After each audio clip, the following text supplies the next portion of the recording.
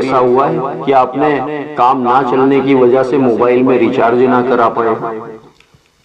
کیا کبھی ایسا ہوا ہے کہ جو ٹی وی کا ریچارج آپ کراتے ہو کام نہ چلنے کی وجہ سے آپ نے وہ نہیں کرا پائے؟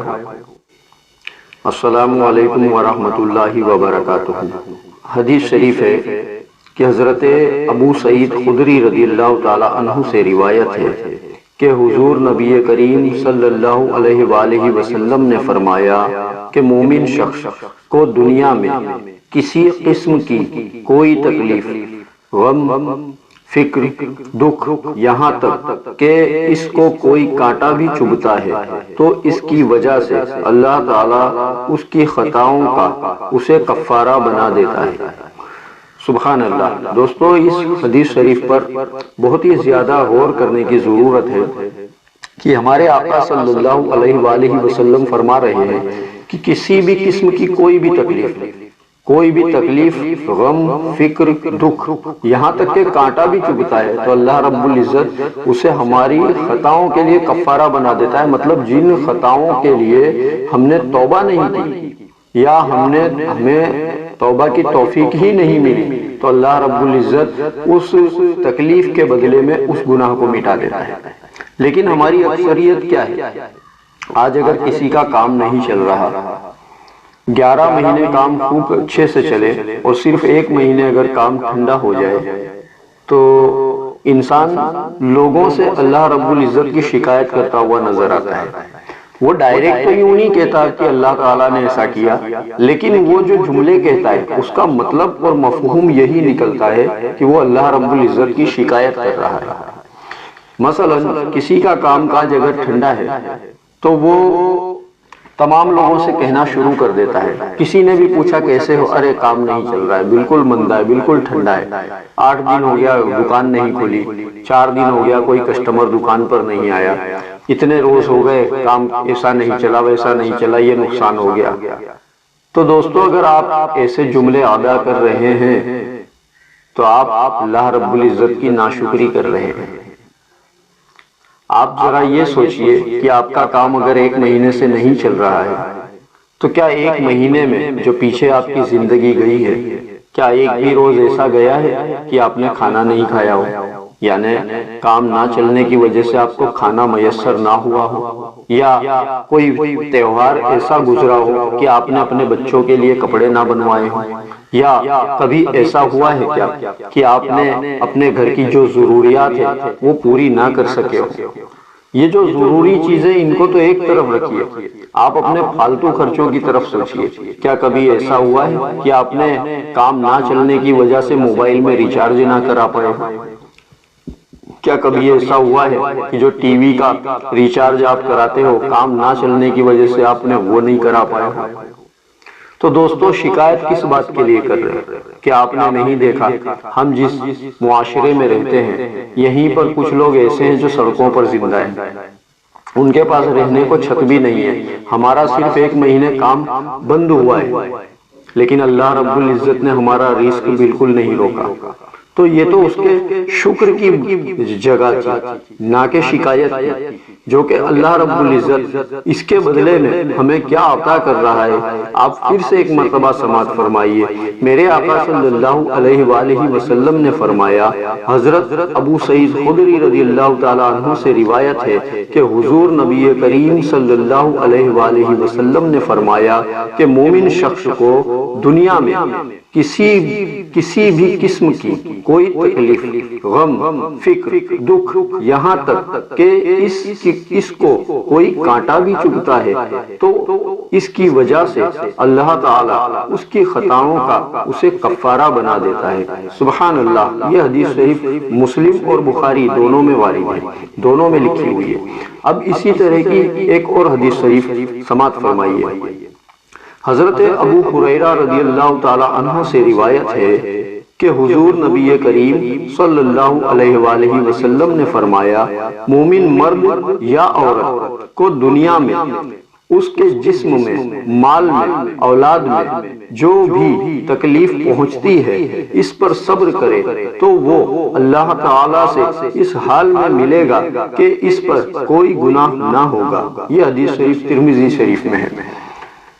اب اس میں ہمارے آقا صلی اللہ علیہ وآلہ وسلم یوں اشارہ دے رہے ہیں، یوں فرما رہے ہیں کہ کسی بھی بندے کو یا بندی کو کوئی تکلیف پہنچے تو وہ اس پر صبر کرے، وہ اس پر صبر کرے تو وہ اللہ رب العزت سے اس حال میں ملے گا کہ اس پر کوئی گناہ نہ ہوگا۔ مطلب اللہ رب العزت اس تکلیف پر صبر کرنے والے کے تمام گناہوں کو معاف کر دے گا۔ اب یہاں کیا ہوتا ہے کہ انسان شکایت بھی بھرپور کرتے جاتا ہے کہ ہمارے ساتھ تو ایسا ہی ہو رہا ہے، پتہ نہیں ہم نے ایسا کیا کر دیا۔ خاص کر کے عورتیں اس طرح کے جملے ادا کرتی ہیں کہ پتہ نہیں اللہ تعالیٰ کا ہم کو ہمیشہ پریشان رکھتا ہے، پتہ نہیں ہمارے کون سے گناہ کی سزا دے رہا ہے۔ اس طرح کے جملے ادا کرتی ہیں اور پھر آخر میں کہتی ہیں کہ ٹھیک ہے ہم تو صبر کر رہے ہیں۔ تو دوستو یہ صبر نہیں ہے، یہ صبر نہیں ہے۔ صبر اس کو کہتے ہیں کہ جیسے ہی آپ کو تکلیف پہنچی، مثلا آپ کو ٹھوکر لگی، آپ کے پیر میں ایک دم سخت تکلیف ہوئی اور آپ فوراً کہیں اللہ کا شکر ہے کہ اس ٹھوکر کی وجہ سے میرا ناخن نہیں نکلا۔ مطلب آپ بڑی تکلیف کو سوچ کر اس کا شکر ادا کریں تو یہ ہوا صبر اور شکر۔ تو اس طرح اگر آپ پر تکلیف آئی ہے اور آپ خاموش ہو جاتے ہیں اور کوئی جات کا کوئی شکایت نہیں کرتے تو یہ جو حدیث شریف میں خوشخبری سنائی گئی ہے یقیناً پھر یہ آپ کے ہی لیے ہے۔ تو اگر آپ پر کوئی تکلیف آ جائے، کوئی پریشانی آ جائے تو آپ صبر کیجئے، انشاءاللہ اللہ رب العزت یہ فضیلت آپ کو عطا کرے گا اور آپ کے تمام گناہوں کو معاف فرما دے گا۔ ایک اور حدیث شریف اسی حوالے سے سماعت فرمائیے۔ حضرت جابر بن عبداللہ رضی اللہ تعالی عنہ سے روایت ہے کہ حضور نبی کریم صلی اللہ علیہ وآلہ وسلم نے ام صائب یا ام مسیب کے گھر پر تشریف لے گئے تو وہ کانپ رہی تھی۔ آپ صلی اللہ علیہ وسلم نے فرمایا ام صائب کیا بات ہے، کیوں کانپ رہی ہو؟ انہوں نے عرض کیا یا رسول اللہ صلی اللہ علیہ وسلم بخار کی وجہ سے، مطلب انہیں بخار تھا، تو یوں عرض کی کہ میں بخار کی وجہ سے کانپ رہی ہوں۔ پھر آگے فرمایا اللہ اس کا برا کرے۔ آپ صلی اللہ علیہ وسلم نے فرمایا بخار کو برا مت کہو، اس سے مسلمان کی خطائیں ختم ہو جاتی ہیں، جیسے آگ کی بھٹی میں لوہے کا زنگ دور ہو جاتا ہے۔ سبحان اللہ۔ آپ لوگوں نے سنا ہم لوگوں کو جو بخار آتا ہے نا، فیور آتا ہے نا، آپ زیادہ تر لوگوں کو دیکھنا کہ انہیں اگر بخار آتا ہے تو وہ بخار کو کوستے ہیں، اپنی بیماری کو کوستے ہیں اور شکایت کرتے ہیں کہ اچھا ہی نہیں ہو رہا ہے، فلاں ڈاکٹر سے دوا لیا یا فلاں ڈاکٹر سے لے کے آیا لیکن اچھا ہی نہیں ہو رہا۔ اور عورتوں کی خاص کر کے عادت ہوتی ہے کہ وہ شکایتیں شروع کر دیتی ہیں اور ڈائریکٹ ان کی شکایت اللہ تعالیٰ سے ہوتی ہے، نام لے کر کہ پتہ نہیں اللہ تعالیٰ ہم کو ہی ایسی تکلیفیں کیوں دیتا ہے۔ تو اس طرح شکایت کرنے سے کئی مرتبہ انسان کفر تک پہنچ جاتا ہے اور یہ جو ثواب ہے وہ زائل ہو جاتا ہے، مطلب یہ جو اس کی جو فضیلت ہے وہ اسے نہیں ملتی، وہ اس سے محروم ہو جاتا ہے۔ تو اگر آپ کو بخار آیا ہے، اگر آپ کو بخار آیا ہے تو یہ فضیلت آپ کے لیے ہے۔ آپ نے دیکھا ہوگا کوئی زنگ لگا ہوا لوہا ہو، اس کو آپ آگ میں ڈال دو تو اس کے اوپر کا جو سارا زنگ ہے نا وہ سارا صاف ہو جاتا ہے اور صرف اس میں صرف لوہا بچتا ہے۔ تو میرے آقا صلی اللہ علیہ وآلہ وسلم نے اس طرح سے مثال دی کہ جیسے زنگ لگا ہوا لوہا آگ میں ڈال دیا جائے تو اس میں سے سارا زنگ ختم ہو جاتا ہے اور پھر صرف لوہا بچتا ہے۔ تو اسی طرح اگر کوئی گناہگار انسان پر بخار آتا ہے، کوئی گناہگار انسان پر بخار آتا ہے تو اللہ رب العزت اس بخار کے ذریعے اس انسان کے تمام گناہوں سے اسے اسی طرح سے پاک اور صاف کر دیتا ہے جیسے آگ میں ڈلنے کے بعد زنگ لگا ہوا لوہا صاف ہو جاتا ہے۔ تو سبحان اللہ، اللہ رب العزت کی کتنی بڑی رحمت ہے یہ بخار۔ اگر کسی پر بخار آ جائے تو وہ اللہ رب العزت کا کرم سمجھے اس کو کہ اللہ رب العزت نے مجھ پر کرم کیا کہ میں اپنے مجھے گناہوں سے پاک کرنے کے لیے اللہ رب العزت نے مجھ پر بخار کو طاری کر دیا۔ تو جب بھی کسی پر بخار آئے تو وہ علاج کرائے، علاج کرانا ضروری ہے اور اچھی بات ہے، لیکن وہ اس کے ساتھ ساتھ اللہ رب العزت کا شکر ادا کرے کہ اس نے مجھے گناہوں سے پاک کرنے کے لیے مجھ پر بخار کو طاری کر دیا۔ ایک اور حدیث شریف سماعت فرمائیے۔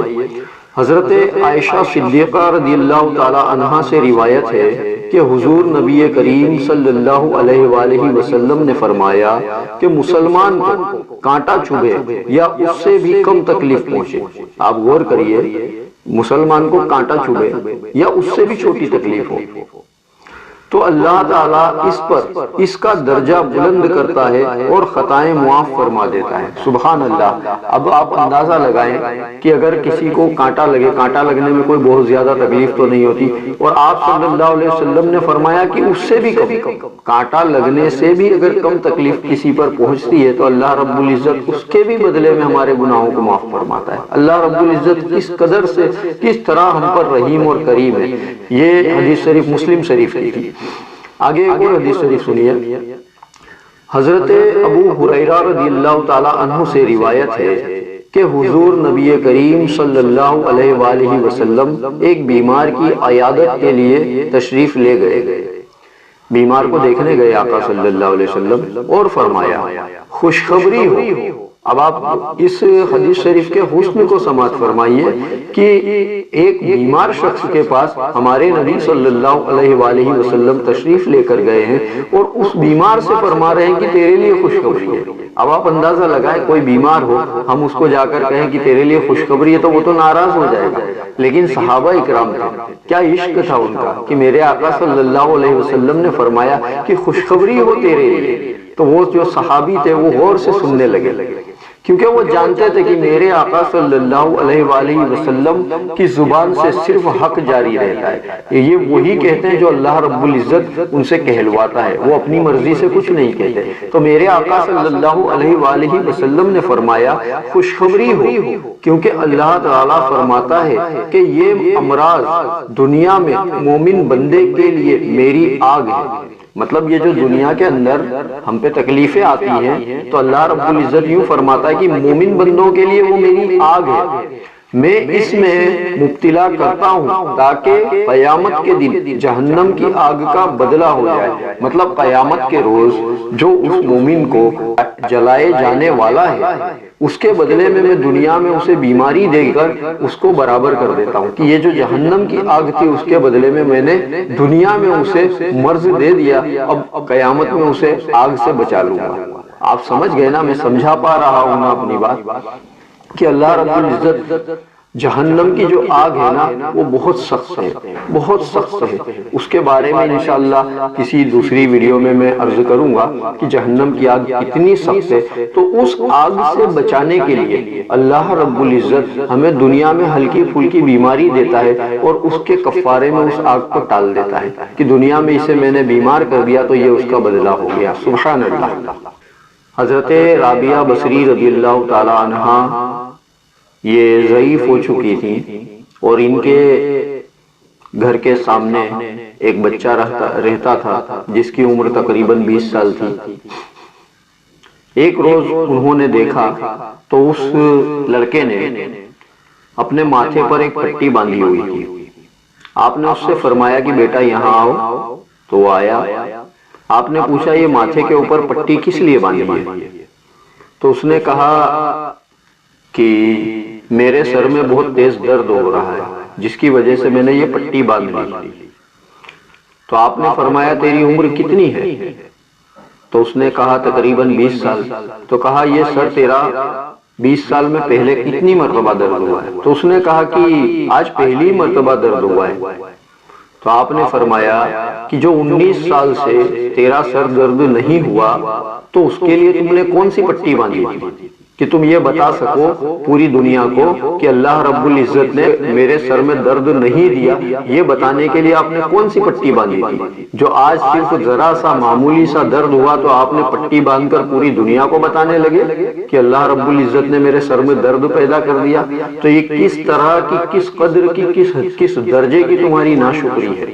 لڑکے کو فوراً خیال آ گیا اس بات کا اور اس نے اس پٹی کو کھول دیا۔ اس حکایت میں یہ نصیحت ہے کہ جو لوگ بھی ذرا سی بیماری یا ذرا سی تکلیف یا ذرا کام دھندے کی کمی ہونے کی وجہ سے لوگوں سے اللہ کی شکایت کرنے لگتے ہیں، ان تمام کے لیے یہ نصیحت ہے کہ اللہ رب العزت نے آپ کو پورے 2 سال یا 3 سال یا 4 مہینے یا 5 دن اچھے سے رکھا، تب تو آپ نے اس کا شکر ادا نہ کیا، کسی کے ساتھ بیٹھ کے اللہ رب العزت کا شکر ادا نہیں کیا۔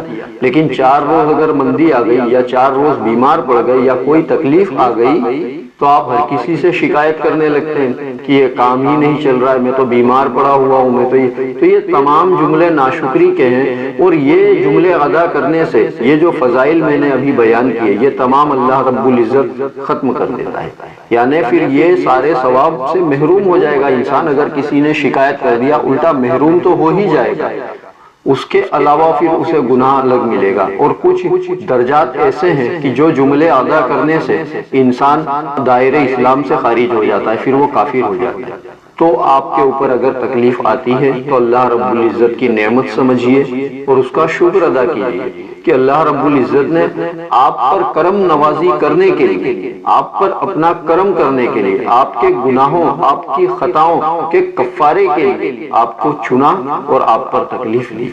میرے کہنے سننے میں اگر کوئی غلطی ہوئی ہو تو مجھے معاف کیجیے گا۔ میں آپ کا اپنا بھائی ہوں، آپ کی فکر ہے، اس لیے آپ تک یہ باتیں میں نے پہنچا دی۔ اور اگر آپ کو یہ بات اچھی لگی ہو تو آپ جن سے محبت کرتے ہیں ان تک یہ بات اور پہنچائیں تاکہ ہمارے معاشرے میں یہ برائی جو ہے شکایت کرنے والی یہ ختم ہو جائے۔ اللہ رب العزت سے دعا ہے میرے کہنے سننے میں کوئی غلطی ہوئی ہو تو وہ مجھے معاف فرمائے۔ سبحان اللہ و بحمدہ، سبحان اللہ العظیم و بحمدہ، استغفر اللہ۔ السلام علیکم ورحمۃ اللہ وبرکاتہ۔